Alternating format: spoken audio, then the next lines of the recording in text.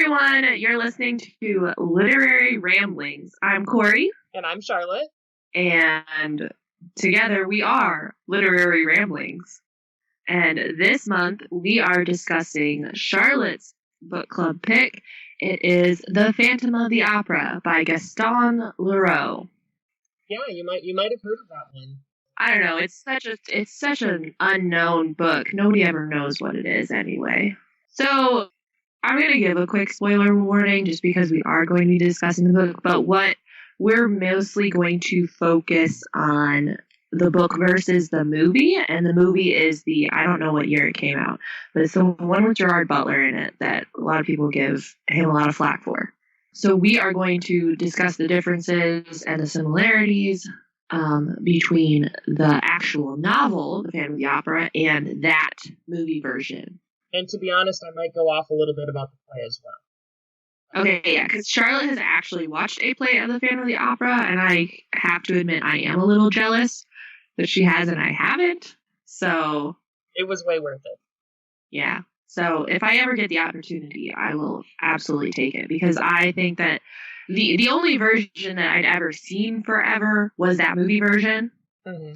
And then reading the book is just it's very bizarre, but it's really interesting, and I can see how you can take elements from the book and go a lot of different directions. So it was really interesting to see how the book actually plays out versus how you could theoretically play it out in a movie or in a play, because you could definitely take a lot of moments from the book and twist them just a little bit differently. Like, you could have a million different interpretations of this.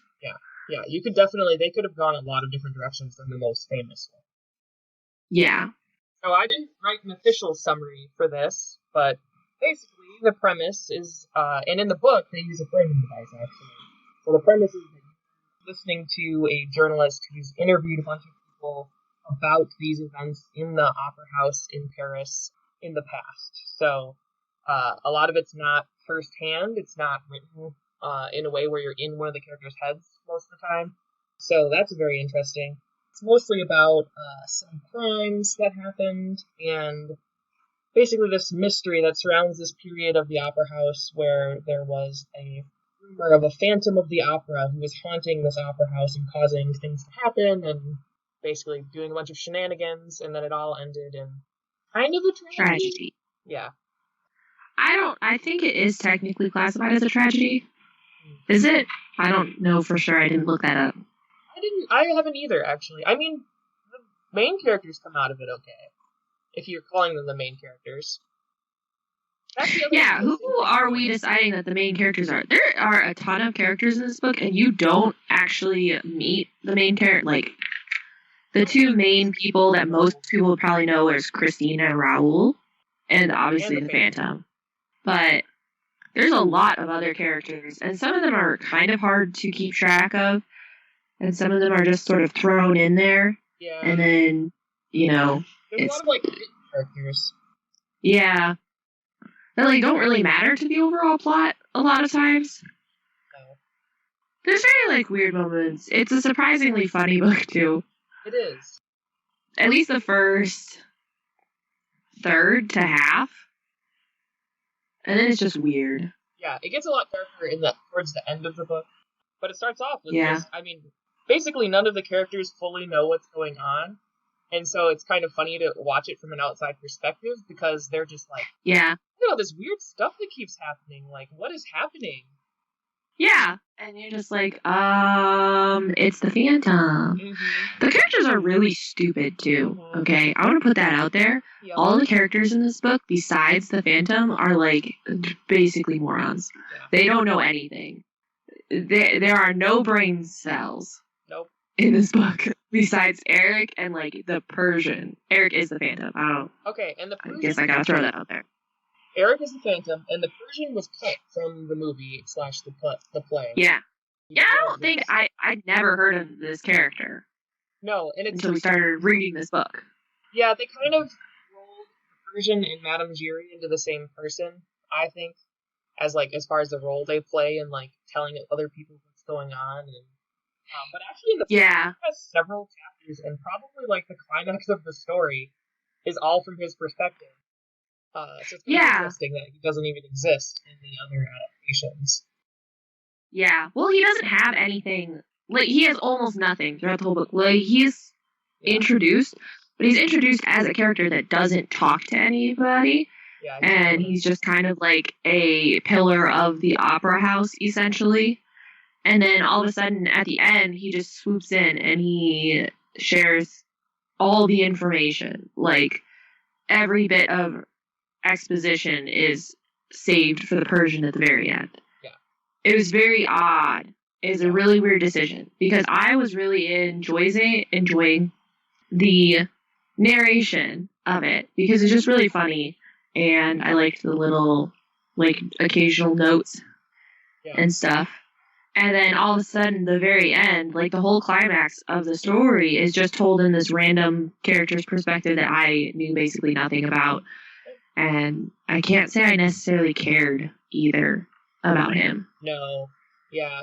Because he didn't relate to any of the other characters. So then it was like, how can you care about him when you don't know anything about him? And he hasn't appeared to have done anything. I guess he did. Yeah. In the background of one of the scenes, but even then, he was just there. He didn't really do anything. So. Yeah. But he just kind of exists. Let's talk about the plot a little bit. It does start kind of the same way as the movie in that the theater is getting new managers. Opera House is yes. And they find out why the man is leaving. He talks about the opera house. They had to like do stuff for him and like pay him. Yeah. And the managers were, of course, like, this is nonsense. Like, why would you pay some guy who's, like, extorting you? And they also, for a while, think that it was the previous manager, like, playing a prank on them, which did make it more funny than the movie, because they had, like, a reason to be like, this is the ghost of the previous manager, and he just wants more money, you know.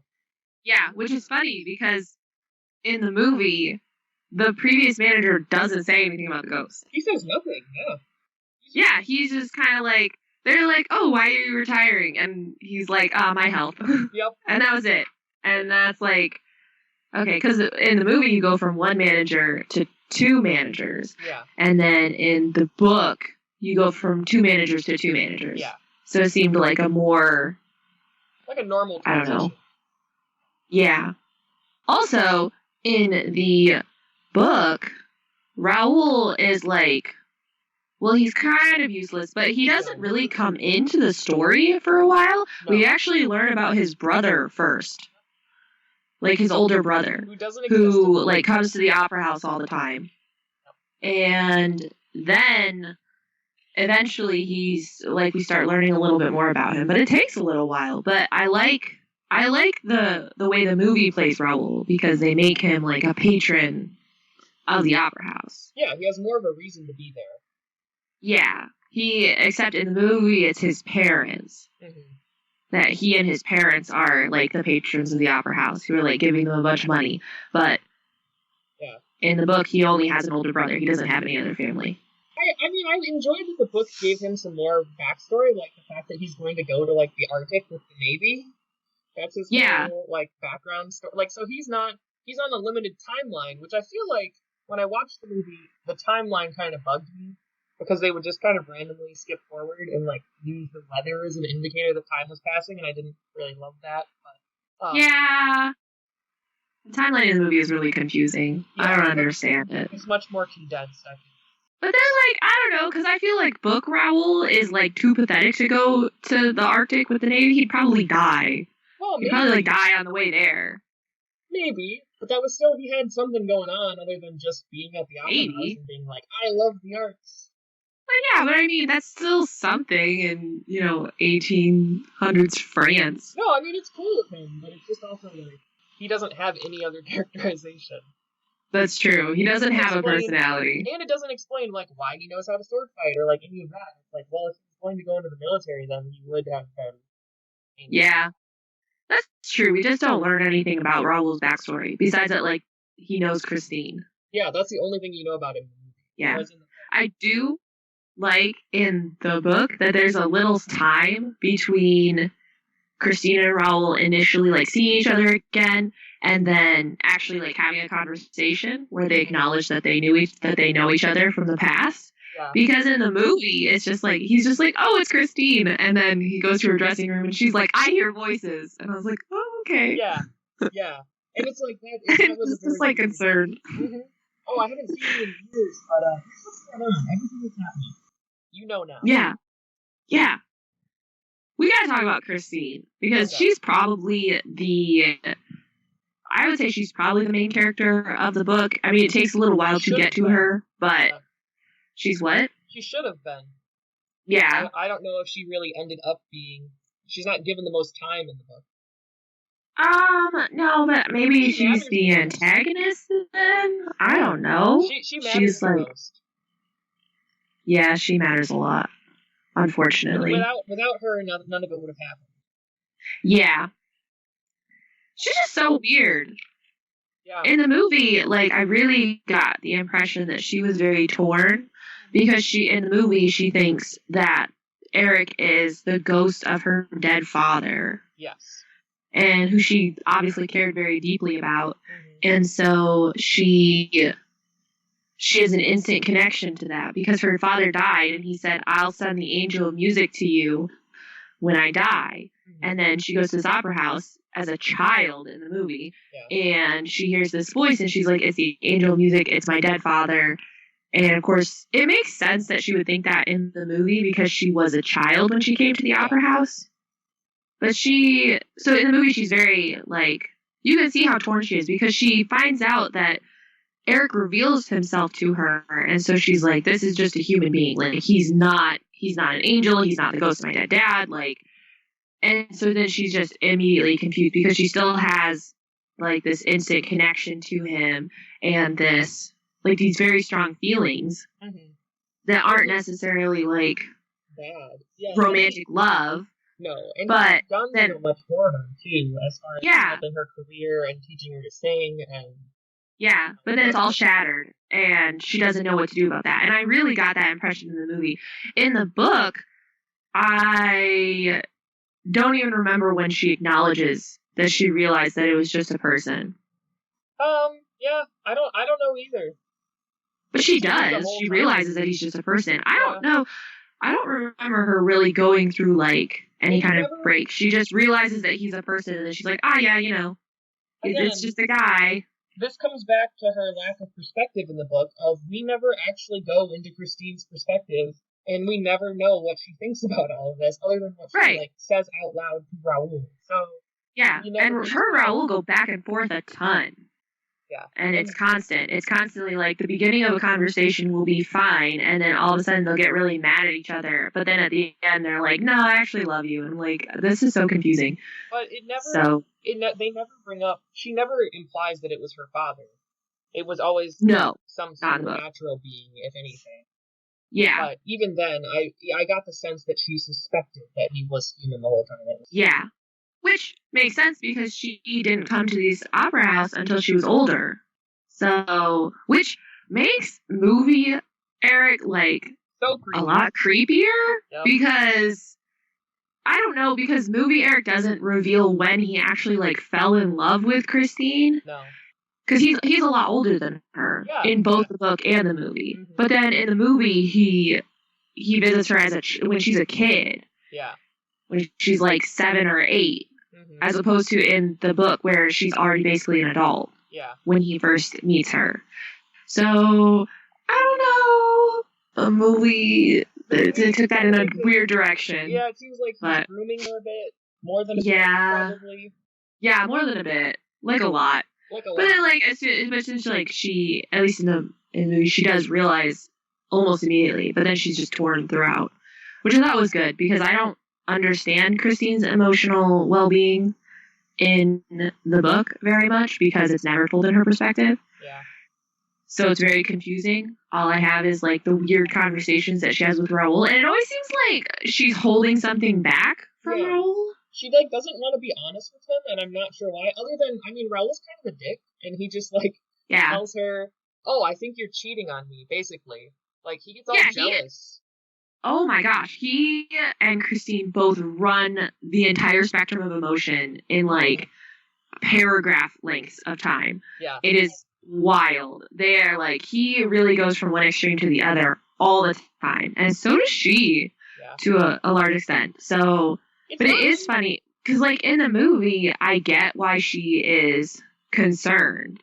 And it's partially because she herself doesn't know how to feel about the Phantom anymore. Mm-hmm. So I get why she's, like, concerned about maybe not giving Raoul and other people all the information. Yeah. Because she doesn't know what's going on, really. Whereas in the book, she does kind of know what's going on, but she is concerned that Eric will murder people because that's what he does. Well, he kills people. He kills more people in the book than he does in the movie. That's never clear. Oh, that's true. He burns the whole house at the end of the movie. And there was lots of people inside. That's true. So, which he threatens to do in the book, but doesn't actually go through with. In the book, he threatens to blow it up, and the cellar is full of gunpowder. So I feel like he probably would have taken out a city block at that point. Yeah. He would have killed a lot of people in the book if he had gone through that. Whereas, but I'm just saying, as far as total body count, he might have killed more people in the movie just because of the fire. That's true. But he did kill a lot of people in his backstory. Yes. We don't know what his total body count is.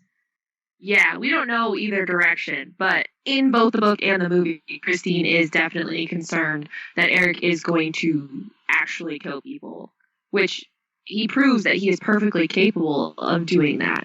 But in the book, almost all the kills are, like, off-screen or, like, unclear, except for Joseph. Well, even that is off-screen. That's true. Actually, in the book, all of them are off screen. Yeah, they're all off page. You never watch anybody die. But in the movie, you actually watch him kill Joseph. In the beginning of the movie, which is great, because then you also have the sense of urgency as the viewer, because you're like, oh, wow, he is actually capable of that. And that is actually, like, a relatively freaky scene to watch. When he goes after Joseph and murders him. And it's just like, oh, I remember as a kid watching that because my sister was super into musicals. Yeah. And so I would occasionally see some as well. I wasn't into them when I was a kid. So, but I watched a few probably when I was a little bit young.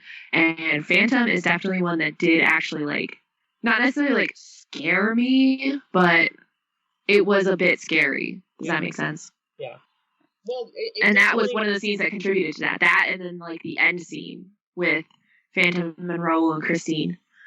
Those are very intense scenes. And I think as a kid they were a little bit scary to me. Yeah. And so basically got a little off track from the plot here. But the managers take over. Okay, sorry. They learn that there's an opera ghost. Christine's there and is, like, kind of becoming a rising star, and no one knows how she's becoming such a good singer when she was only, like, mediocre in the past. But it's also implied that she's always had singing talent, and her dad was teaching her because he was a famous violinist. Yeah. And she's just been, like, holding back for some reason. Yeah. And then she has, like, this big reveal when, you know, the opera ghost tells her it's time. That happens in both the book and the movie, basically. And then Raoul comes and falls in... is in love with her / falls back in love with her, you know, in both of them. And then the Phantom gets jealous and bad things start happening.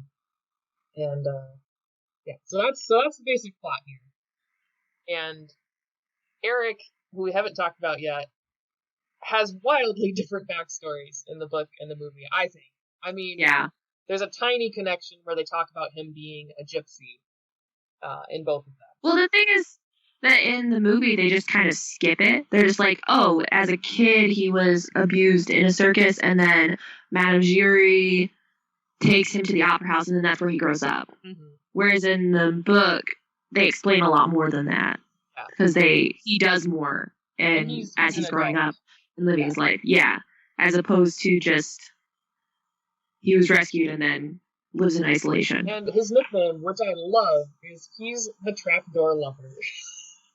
It's so weird. I was like, I love this. It's so bizarre. And I don't even understand how, like, that even makes sense, because he's an architect, and so, like, did he put a bunch of trapdoors in, like, the palaces that he helped design in India, or, like, what? Yeah, he made, like, these maze-like things with all these, like, so no one could find their way through them, and, you know, they were, like, super secure buildings. Each time he built one of these, basically the owner of it was like, well, now you're the one who knows all the secrets, I gotta kill you. And then he just fleeing the country again. Yeah. So, which I know we both talked about. I dislike that in the book. I like that in the movie he's more of a tragic character, because in the book I would argue that he was like just living his life. So in the movie he's just got like half his face is scarred, but in the book he's like deathly ugly. Yeah. Like they describe him that he looks like a corpse, like he doesn't have a nose, and this is just like the way he was born. His eyes glow in the dark. Yeah, like it's bizarre, but like he is so ugly that if you look at just his face, people will like vomit. Yeah, because that's how ugly he is. But like he was kind of living an okay life out in the world still, and I assume that like he was probably wearing a mask most of the time. It's supposed to be really good, really, which is funny. Was it? Yeah. Okay. He was gonna fool people when he married Christine. He was just Well, yeah, but I mean before that, like when he was like in India and like in Asia and traveling around and stuff. I'd imagine. I assume he was wearing a mask, but I don't know how good it was. But he was basically living among people, like he lived among royalty even, like because he was the architect for like.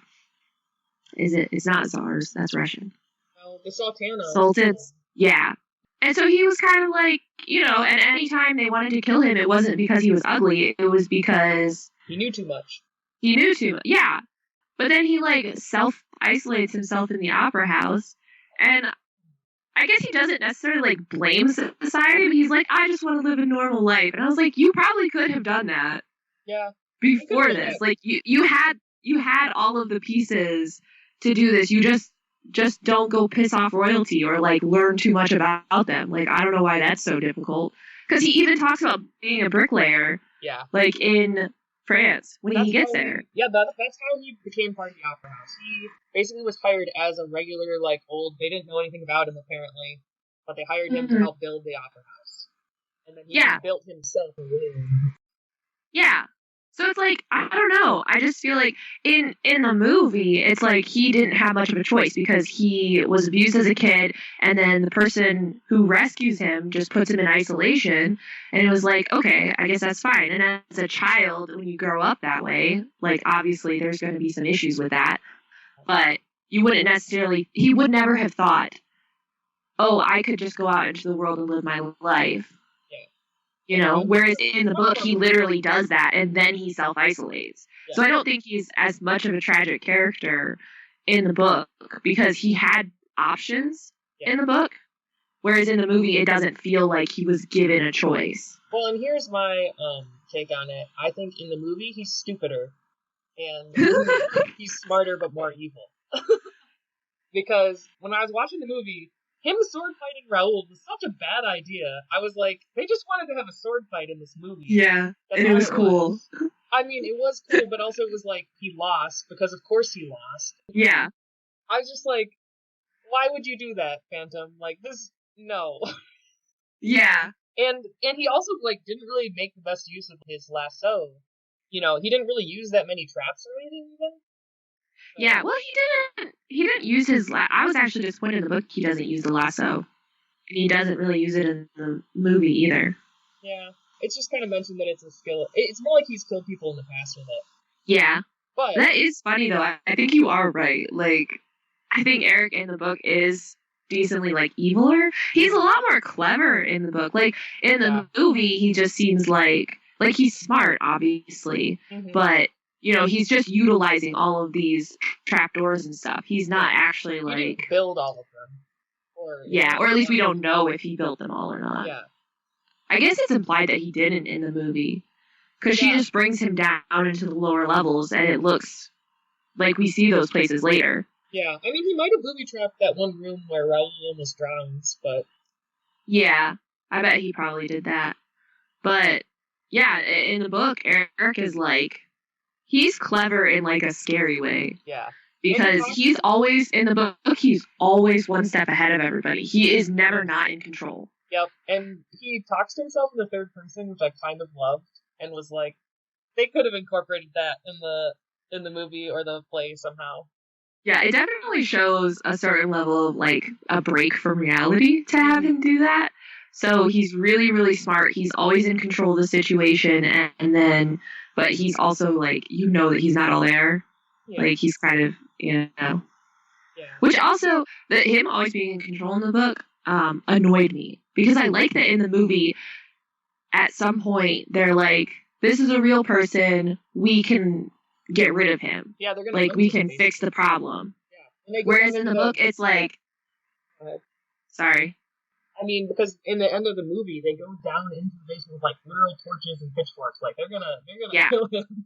Yeah, they're going after him because they're like, he's a real person and we can hunt him down and find him and stop all of these things from happening. Whereas in the book, it's like, he's always in control. They never, he's always one step ahead of them, always, every single time. And in the end, when the Persian and Raoul go after him to get Christine back, because he kidnaps Christine, and then Raoul and the Persian go after him, and they are in, like, they're drowning. Like, he fills her with water. Like, it's a whole thing, but they're dying, and they don't get out of it themselves.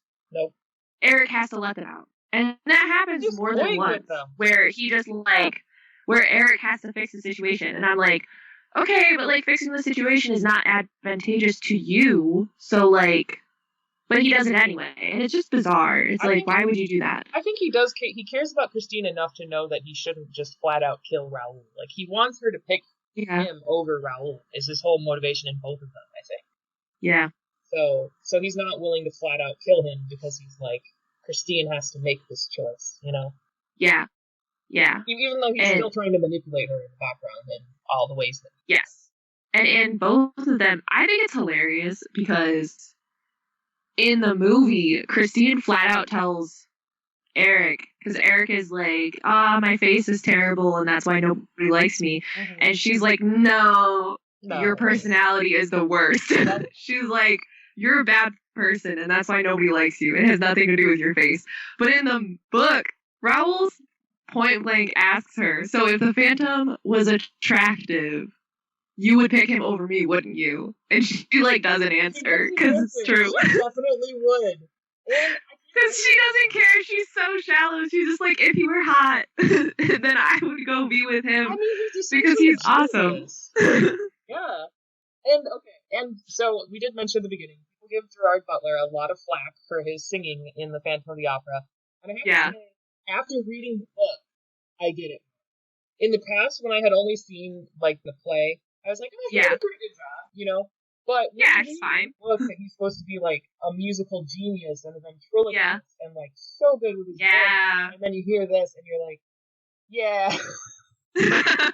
I'm sorry. The thing is that, like, after reading the book, like, those expectations are essentially impossible. Yeah. And, like, I think they probably could have found somebody better. Like, watching the movie again, I was like, oh my gosh, Gerard Butler, he's, like, so young in this. He's, like, I'm like, he does not 100% know what he's doing. I don't know why they gave this to him. I don't know if he was, I kind of want to, like, look up information about it, whether he was, like, up and coming, and so his name was going to, like, get people to come. Yeah. Or if they just, picked him.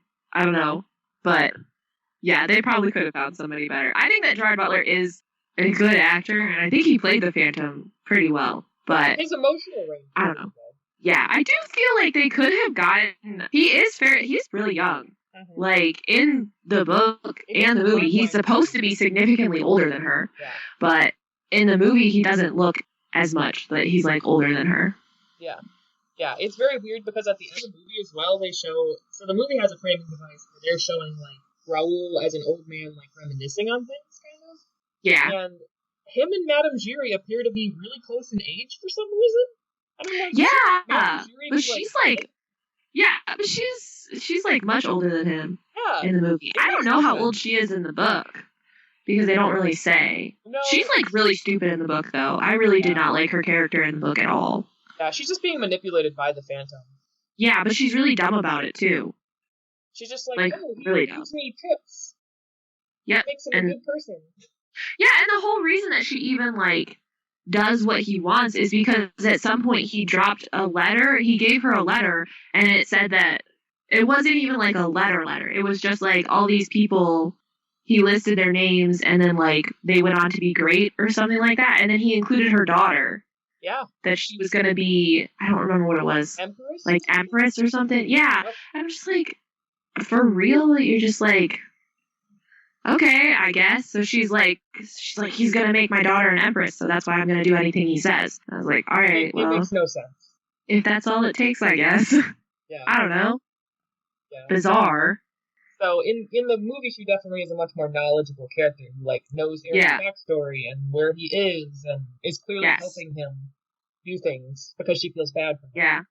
But in the book, it's just like she's just there, and then the manager basically there's a whole subplot where the manager she's the one who takes the money to the Phantom. Yeah. So the managers are trying to like figure out how it's being done, and I don't know, it's just hilarious. It didn't matter that much in the long run, but... No, it didn't really matter. I feel like... I thought that was really funny, though. Yeah. There's a lot of just really funny scenes and really funny conversations in this whole book. And I think that surprised me the most about reading it. Because the movie is, like, not... There's a little slapstick humor in the movie, but it's not, like... It's definitely not a comedy, but I would describe at least half of this book as it's just hilarious. It's just like people are doing stupid things. They're not very smart. And they're trying to figure things out and they can't because they're idiots. And it's just really funny. Carlotta, the lead singer, she basically has a whole plot where she's very jealous of Christine. And that's kind of clear in both of them, but in the book it's much funnier because she like tries to pack the house with her own fans and like and that's when the Phantom has her, like, croak like a frog, which, by the way, in the book is done by ventriloquy, and it makes way more sense than in the movie where they're trying to, like, he poisoned her perfume, or not perfume, mouth spray or something. Yeah! Which I never got. Because in the movie, she doesn't ever sing again. Yeah. Except for, like, the plot stuff. She doesn't actually, like, ever go on stage. So it's... I don't know, I always felt like in the movie it was kind of implied that he, like, completely destroyed her whole career. That, like, she can't sing anymore because he poisoned the spray or whatever, and then she can't do it. Isn't she in the Don Juan Triumphant? As, like, a really minor part. Yeah, but she is singing. She's on stage. That's true. I guess I forgot that. No, when I watched it I remember watching it the first time and being like, why is she doing, like, what happened? I totally missed it. So in the missed the switch. I will say both things are really easy to miss in both the book and the movie. I think that both of them move ridiculously fast. It makes a lot more sense now because rewatching the movie, I was like, I really have to pay attention to this because there's just all this stuff going on. I watched it with subtitles and I picked up on a lot more like details because I could see everything that they were saying. And it made a lot more sense that I would have to pay a lot of attention to it because the book moves so fast. Things just, like, happen. It just, like, goes. The timeline's pretty long in the book, though. It's actually pretty long in both of them. It's just funny because they cut out a lot of the in-between stuff. So then you're going from, like, big event to big event. Which is partly, I think, because in both of them there's this kind of framing device where it's like, Raoul's remembering, and this is a journalist. And so they're only getting, like, the highlights. Yeah. Yeah, and then in the book, you feel like the Phantom is much more of a threat in the book because he actually goes to Raoul's house at one point and is in his bedroom. That was so creepy. Yeah, and it's like that was one of the best moments in the whole book. It was great. He's just like Raoul just wakes up and is like, "There's a pair of glowing eyes at the foot of my bed," and he draws a gun and shoots at it. Clearly, him because there's blood like outside the house, and he's like, "What just happened?" Yeah, that was so wild. And at that point, like, Raoul has been, like, going through some stuff. Yeah. And so nobody believes him. No. Because they all think that he's going crazy. Yeah, because Christine vanishes. She gets kidnapped twice in both the book and the movie. So the first time she gets kidnapped, and they're like, oh, he's crazy with despair. And he's trying to be like, there was a guy in my room, and they're all like, it was a cat. Yeah. And I was like, okay. Yeah. Definitely more of a threat, as in, like, he was probably there contemplating killing Raoul. Yeah, and it's so crazy because the movie, he never leaves the opera house. Yeah. Except to go to the grave. Yeah. And it's sort of implied that that's connected somehow. that he, like, sneaks there? Is it? No, he's a carriage driver. He dresses up with a carriage driver. Oh, right, okay. How does he, like, maybe it's because he, like, calls her into the crypt in the movie. Yeah, he does. And so I was like, oh, maybe he has some way to get back. That's probably just, like, me filling in gaps. But that's the only time that he leaves. Yeah. But then in the book, I guess the only time that he actually leaves the opera house is when he goes to harass Raoul. Yeah. Is that the only time that he leaves the opera house? No. Because I think all the rest of it is there. No, is it? Remember when she's at her father's grave, which is implied to be in a different town in the book, she's there visiting her surrogate mother, who also doesn't exist in the book or movie. Or in the movie or book or movie. He plays the violin at her father's grave. Oh, so he leaves it a lot. Yeah. I mean, because, like you said, he had a normal-ish life before the opera house, so he... Yeah, so I guess it makes sense that he would be able to, like, leave and not feel like he can't, because he knows how the world works out there. Yeah. And I will say, I felt like in the book, you get a better sense of how the opera house is, like, its own little world. Yeah, I really like that. In the movie, where they show, like, some behind the scenes and, like, all the people that are back there and stuff. Yeah. But in the book, there's this whole big chapter where Christine is leading Raoul through the whole opera, because the Phantom basically tells her she can't leave the opera house either. Yeah. And she actually listens. It's like, I'm not leaving the opera house. So yeah. They tour, like, all these areas, and they see all these people, and and then I was almost disappointed, because I wanted to see more of it in the movie, because it's such a cool concept. I mean, it was basically an entire town or miniature village or whatever, you know? Yeah. Yeah. The opera house in the book is massive compared to the opera house in the movie, which obviously, like, makes sense, because you can build a lot more when you don't actually have to build it. Yeah. So, because in the book, they say that it's, like, 7 stories tall, and then they also imply that it's, like, more than that deep. Yeah, because the Phantom has dug out areas, and there's also the giant lake where all the displaced water in the building went. Which is, like, I did not ever fully understand the layout of that. I never really got a full picture of it in the book. In the movie, it's like, okay, there's the underground. It's more like a river than a lake. Yeah. I guess I never understood why that was there in the movie. I don't understand. It's just displaced water. That's it. In the beginning, so Corrie didn't read the historical notes that preceded That's true. the book. And that's because I'm a slacker. Maybe. And they talk about the building of the opera house, which is a real place. I haven't looked up whether it's actually as big as it is in the book. Maybe it is. Yeah. And it talks about how when they dug it out, they discover all this water, and then they have to, like, find ways of funneling it out of the basement. So, and then the Phantom basically built his house in, like, the dam walls that are trapping some of the water down there. Mm-hmm. So, so that's why it's there. They were basically digging, and they were like, oh, there's a whole bunch of water down here, and we have to get it out of the way so we can build our building. Wow. It's like it's groundwater or something. Yeah. Gotta deal with that.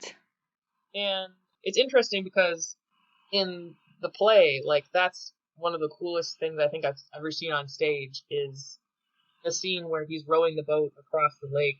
They did this really cool thing with, like, indoor fog. And I don't know how they made the boat glide like that, but it just looked magical. I mean, all these chandeliers were, like, rising out of the fog, and or candelabras, I guess, not chandeliers. And you know, that he was just rowing her around, and you're like, wow. I know I'm in a theater and I'm watching this, but I gotta go sometime. I gotta find. Because I also feel like the actor, like, seeing the Phantom sing in person was really cool, because you can see so much more emotion on a person's face. I feel like there are a few moments in the movie where I noticed that they were lip syncing. Oh, really? Yeah, and it might be partly because of my job, where I've watched a lot of television and movie, and I can now kind of tell when there's ADR. Automatic dialogue replacement and things like that. So sometimes I'd be like, this doesn't sound like how I think it would sound if he was actually singing in a hallway or a cave, or, you know, so there's just those little things that kind of took me out of it, whereas in the play, obviously, they are singing in And sometimes that means their voice cracks or, like, you know, it's imperfect. Yeah. That makes it feel more genuine. Yeah. Okay, I can see that. Yeah. And I was also trying to remember, like, the staging, because obviously you don't do as much as far as, like, they can't build a whole opera house on a stage. But, Yeah. but it did feel like, still, like, you were exploring different parts of it, and, you know, and the costumes are just incredible for all of it. Really making me want to go find a Phantom of the Opera play. Go watch it. Right now is a bad time. Yeah, thanks. Thanks for making me want it now. Sorry. Would highly recommend, because I think that actually is my favorite adaptation of it. Like, of the book, movie, and the play, I'd say the play is best. Okay. Well, I mean, that... And I do know that... I was going to say that makes sense, but then I don't know if it actually does or not, but whatever. Well, I mean, the book is obviously the original. Yeah. The play was slightly different than the movie. I'm not going to remember the exact differences at this point, because now I've seen it recently. They are slightly different, which makes sense, again, because of the staging limitations and such. Yeah. But I still liked seeing it live even more. We'll have to go sometime to find it. See the next couple years. Oh, the movie. So going back to the movie versus book. Mm-hmm. The Phantom in the movie is like so dramatic all the time. He is very much like Madame Giry calls him a magician, and that is very accurate because in the book people still don't believe that he exists in the book. He's that like even towards the end, people still don't believe necessarily that he exists. Like, the whole book is written on the premise that people don't believe that this was a real thing, and so he's writing this stuff down to prove that it was. Yeah. So, like, I was just flipping through the book, and I got to that masked ball, and it made me remember how in the movie he, like, swoops in his Red Death costume, and he, like, gives them the opera that he wrote and blah, blah, and it's, like, all this stuff. And he, like, goes through a trapdoor at the end and blah, blah. But in the book, he literally just, like, goes to the ball. Yeah, and, like, people... That's it! He just, like, is there. No, like, he is Red Death. He is Red Death in the book. But no one knows who he is, and they're not... He doesn't make it at all clear that he's the Phantom. He's just, like... Yeah. Hanging out. He just doesn't let anybody touch him. That's the only thing. They're dramatic in different ways, because in the book, he's writing this opera... And he will work on it. He says he works on it for like 14 days straight and doesn't sleep, doesn't eat, just works on this opera for like 14 days straight at a time. And he says when he finishes it, he'll die, which actually isn't that inaccurate. Yeah. Because, so basically in the movie, it's kind of implied that Eric flees the opera house or goes somewhere, or you don't really know what happens. Yeah. No, he leaves a rose on Christine's grave because you jump way into the future, you know? So he is implied to have escaped. But in the book, when Christine has her big moment in both the book and the movie, and she kisses him and, you know, does this act of genuine kindness or whatever, he's so touched that he lets them go.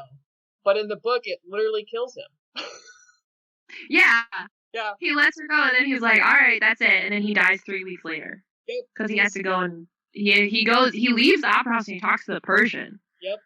And then he goes back and he, like, boards up his house and, like, he makes sure that nobody can get into, like, where he was. And then he dies.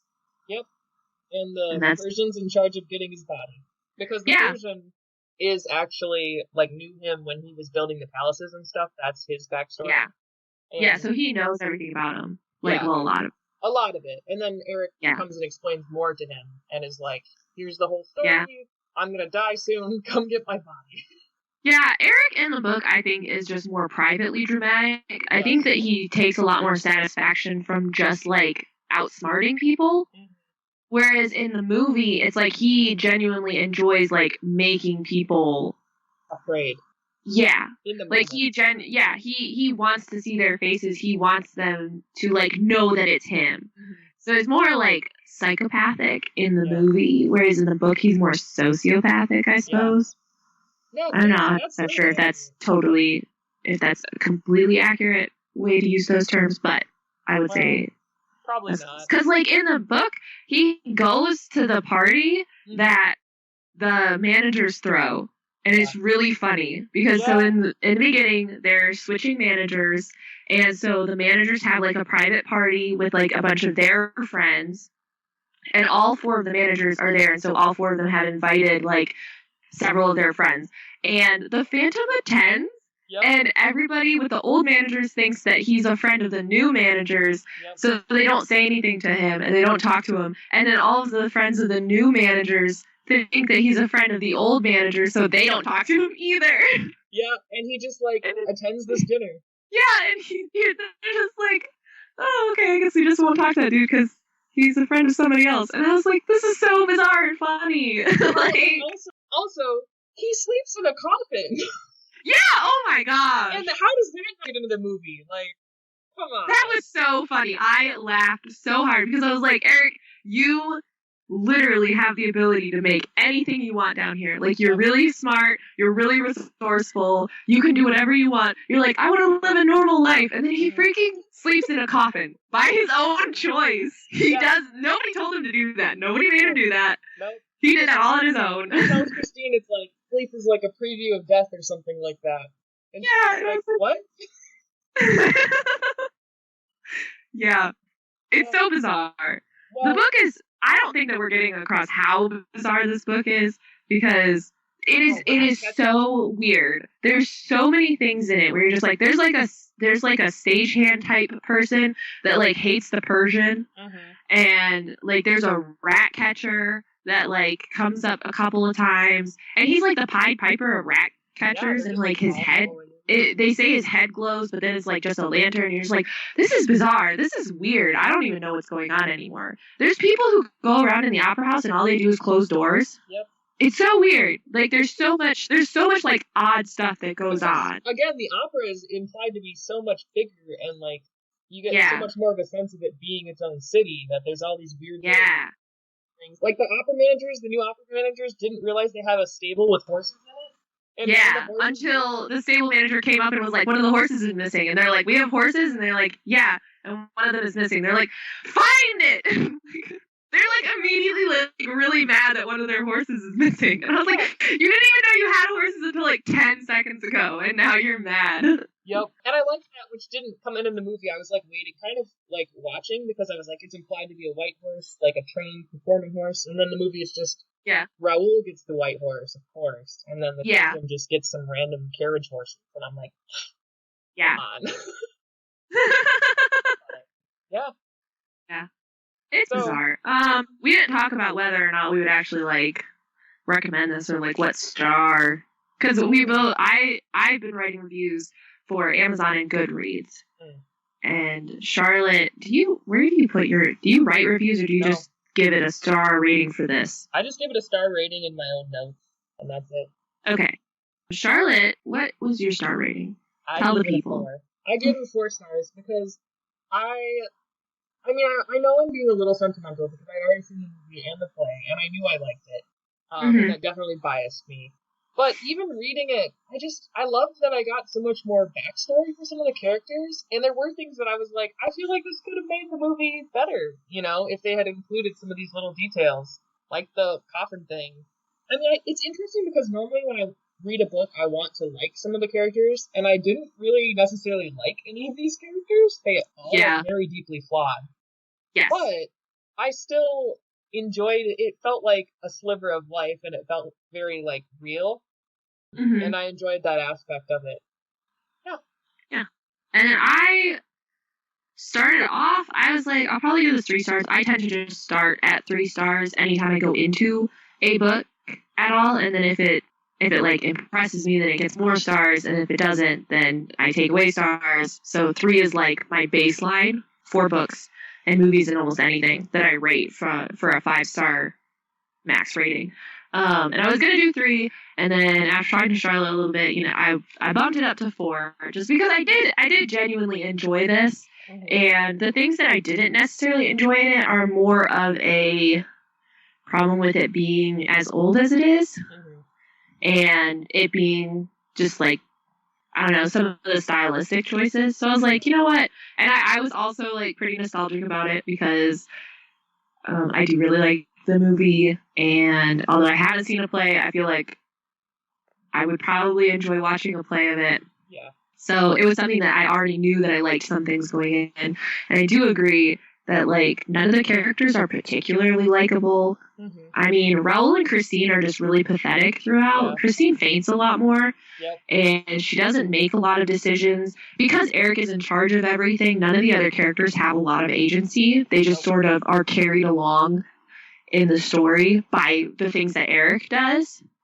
Which is another thing that I liked about the movie, because in the end, Christine does choose the Phantom, but she says that she hates him because of the things that he does, and then she's like, but in order to save Raoul, I'll choose you.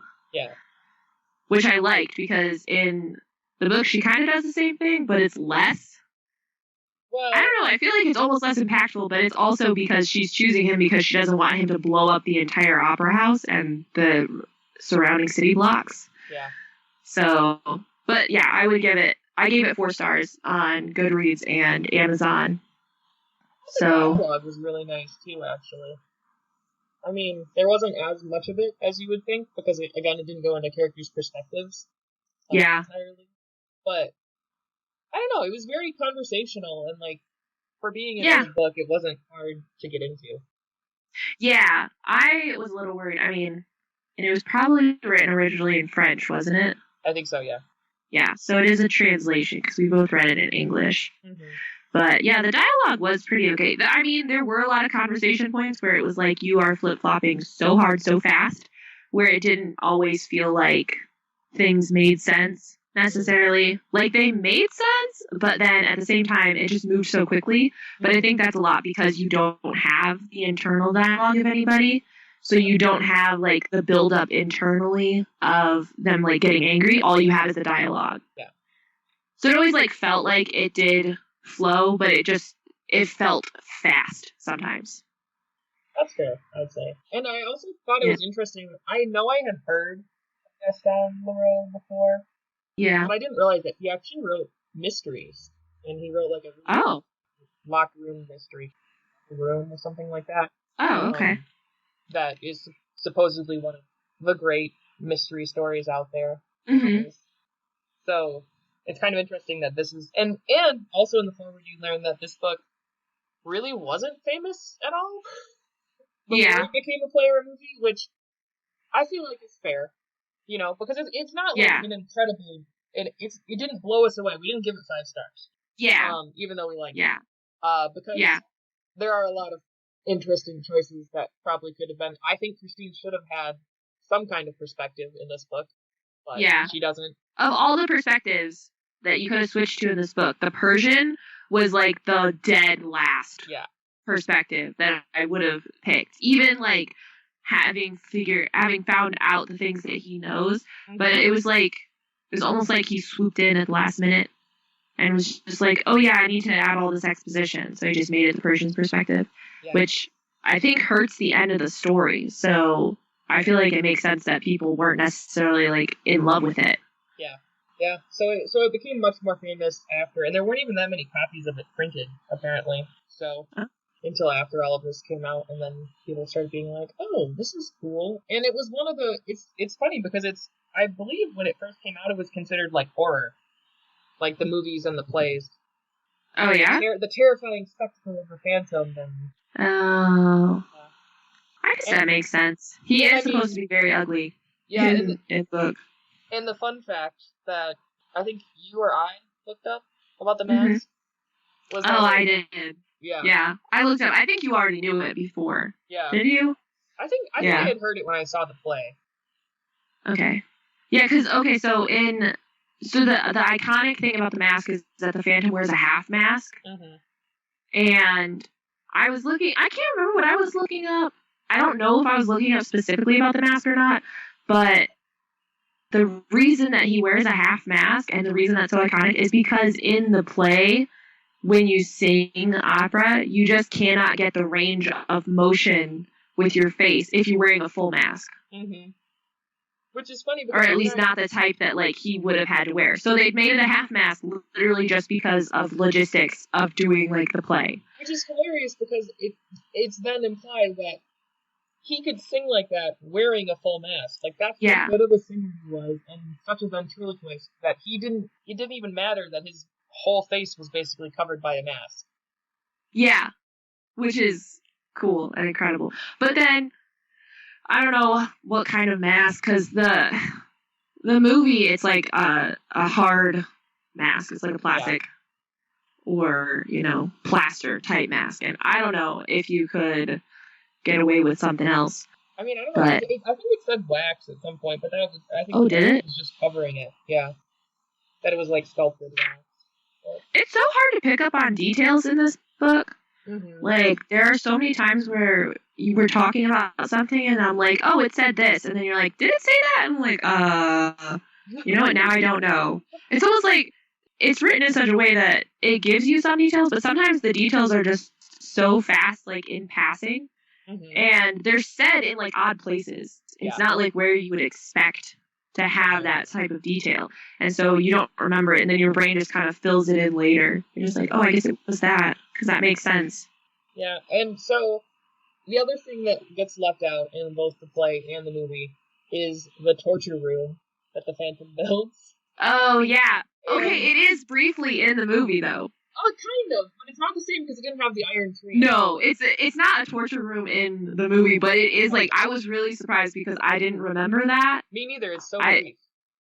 Well, it's like 2 seconds. It's like literally like it's like 15 seconds of the movie where Raoul falls through the stage. It's after the ball, and the Phantom goes down through the trap door, and then Raoul jumps after him. But when Raoul jumps down, it's just a circular room of mirrors. Mm-hmm.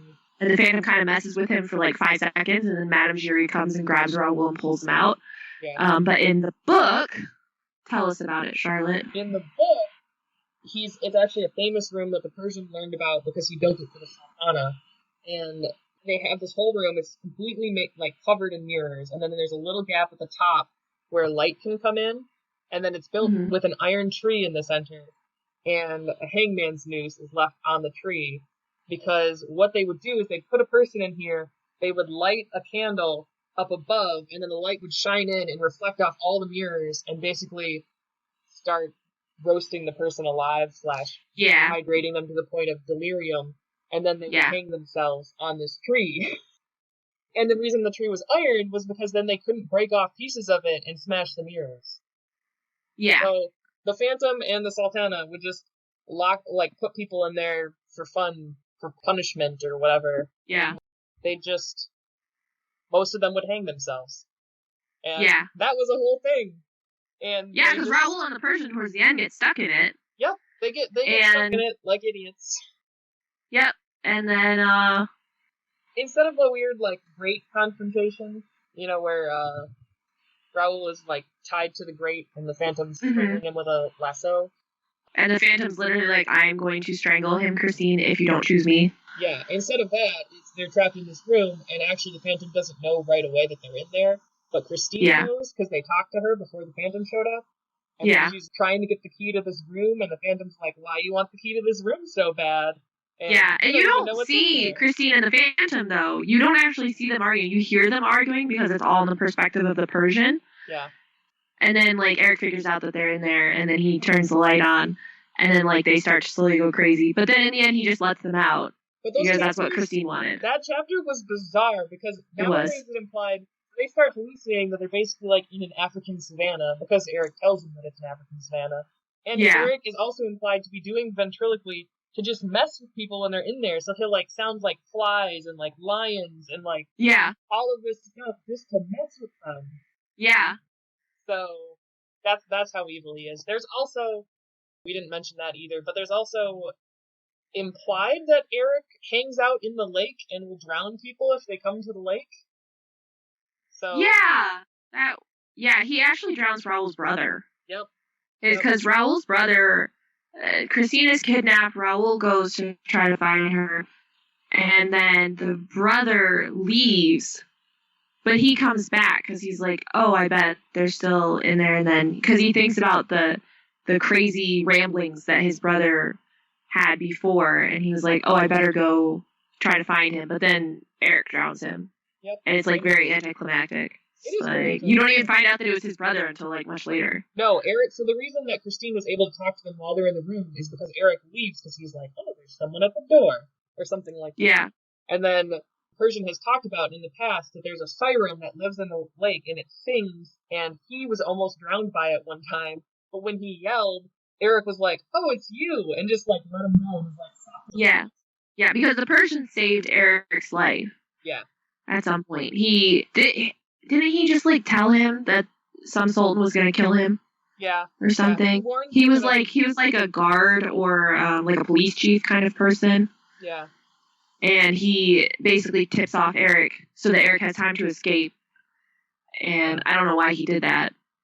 Because he could have solved a lot of problems. But then he, like, follows Eric, and he's like, I gotta keep an eye on him. But he doesn't do anything until, like, the very end. No, Eric has killed people. The Persian knows that he killed Joseph Bouquet, the stagehand. Yeah. So it happens off scene in the book.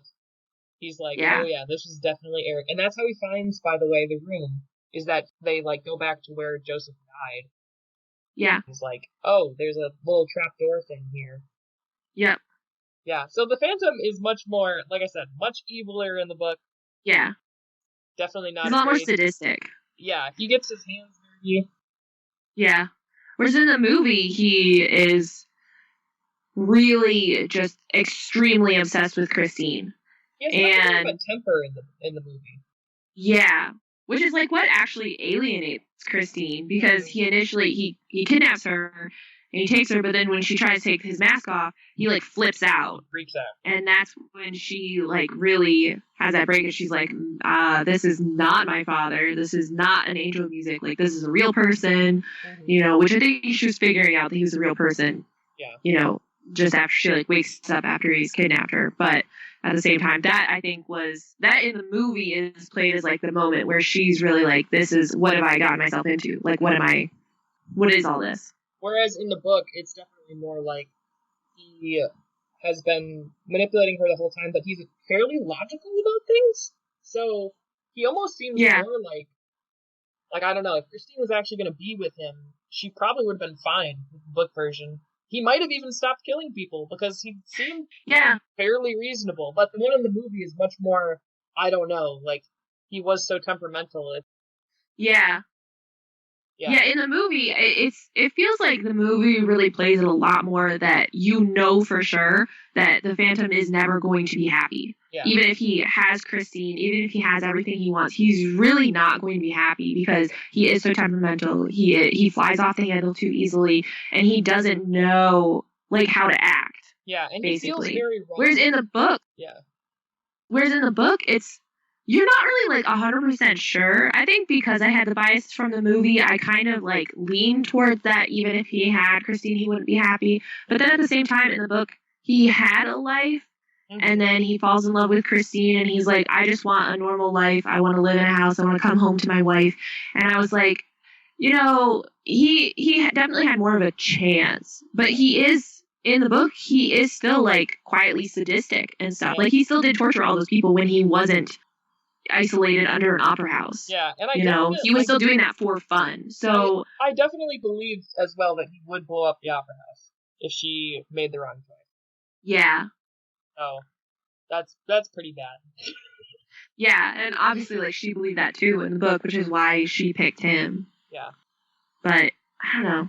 Yeah, it's a kind of a bizarre story when you really start to, like, pull it apart. But, like, it can be played so many different ways because Eric still has, like, kind of a temper in the book. Like, it's not like it's non-existent. He just doesn't fly off the handle the same way. Yeah. He more like, when he gets angry, he just goes and does something really devastatingly clever. Whereas in the movie, he just flies off the handle. So you can take it, like, different ways because I definitely saw all the same little, like, elements and details of Eric's personality in the book as in the movie. It's just different parts of him were brought to the forefront. Yeah, so I thought it was really interesting, and I feel like you really could, like, this is the type of book, because you're not in anybody's head and you don't really fully know everybody's motivation all the time.